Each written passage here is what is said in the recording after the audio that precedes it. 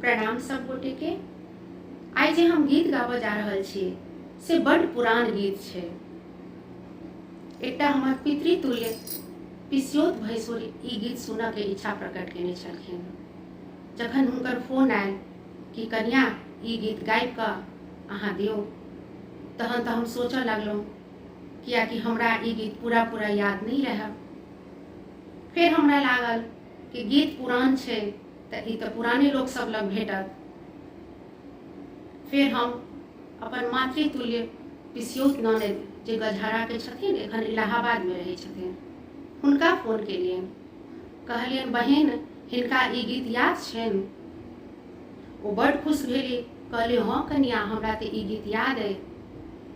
ओ खूब खुश भऽ कऽ ई गीत लिखवाइयो देली आ गाबि कऽ ई गीत के भाषो हमरा बता देली। हमर पूरा प्रयास रहैया जे जतेक पुरान गीत सब छै जे लुप्त भेल जा रहल अछि, ओ गीत सबके हम गाबि कऽ अहाँ सब तक पहुँचाबी। ओना तऽ हम नवो गीत सब दै छी।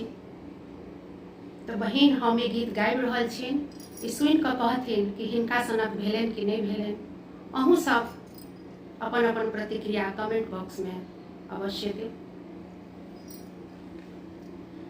घरा पाछुअरमा सुपरिया के गछिया, लतरल चतरल डाढ़ हे। घरा पाछुअरमा सुपरिया के गछिया, लतरल चतरल डाढ़ हे। ताही तर ठाढ़ भेल दुल्हा से सन्नी दुल्हा, तोड़ी लेल सुपरिया के डाढ़ हे।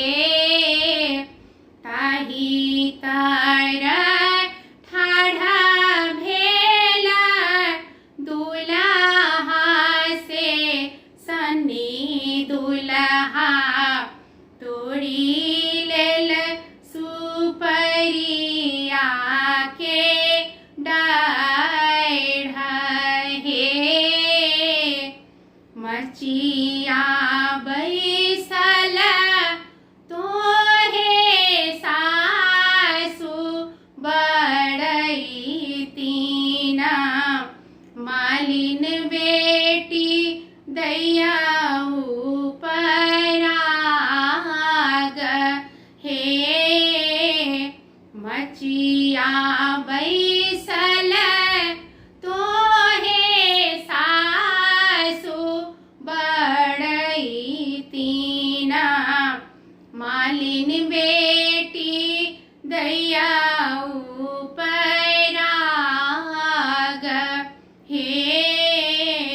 तोहरो जमैया माई हे बड़ा रंग रसिया, तोड़ी लेल सुपरिया के डाढ़ हे। तोहरो जमैया माई हे बड़ा रंग रसिया, तोड़ी लेल सुपरिया के डाढ़ हे।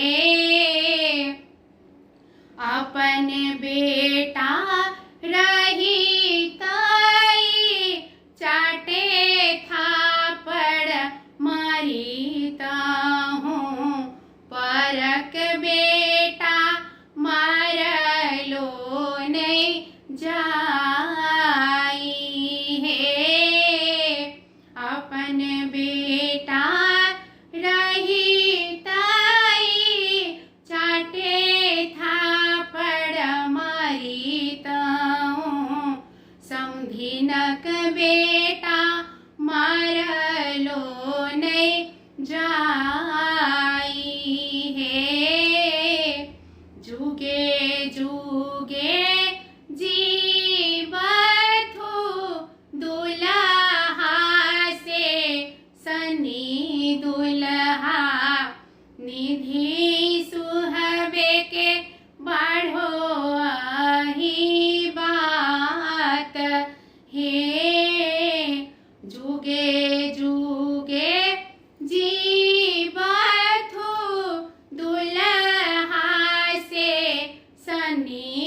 दुल्हा निधि